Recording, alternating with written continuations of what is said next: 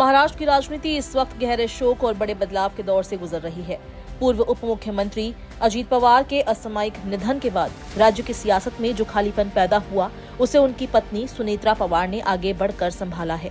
सुनेत्रा पवार ने महाराष्ट्र की उप मुख्यमंत्री के रूप में शपथ ली, जिस पर राष्ट्रवादी कांग्रेस पार्टी के संस्थापक और पूर्व केंद्रीय मंत्री शरद पवार ने संतोष और भावुकता के साथ अपनी प्रतिक्रिया दी।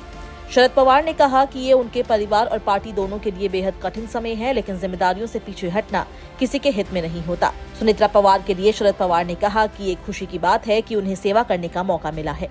आपको बता दें कि 28 जनवरी की सुबह पुणे जिले के बारामती एयरपोर्ट पर एक दुखद हादसे में अजीत पवार का निधन हो गया था। उनके विमान की लैंडिंग के दौरान हुए क्रैश ने पूरे राज्य को झकझोर कर रख दिया था। इस हादसे के बाद न सिर्फ पवार परिवार बल्कि महाराष्ट्र की राजनीति भी गहरे सदमे में चली गई। अजीत पवार के जाने से उप मुख्यमंत्री का पद खाली हो गया था, जिसे अब उनकी पत्नी सुनेत्रा पवार ने संभाला है।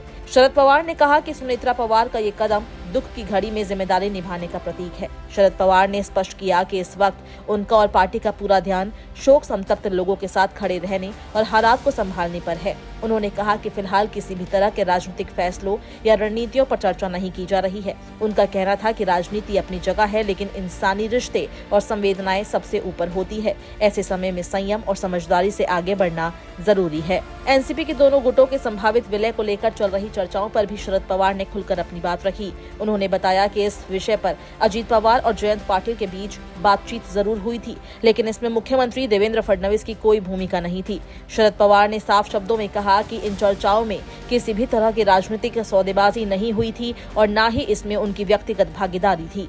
मुख्यमंत्री देवेंद्र फडणवीस की ओर से एनसीपी विलय को लेकर आई प्रतिक्रिया पर शरद पवार ने सवाल उठा दिए। उन्होंने कहा कि देवेंद्र फडणवीस को उनका नाम लेने या इस विषय पर टिप्पणी करने का क्या अधिकार है, जब वे खुद इस चर्चा का हिस्सा ही नहीं थे।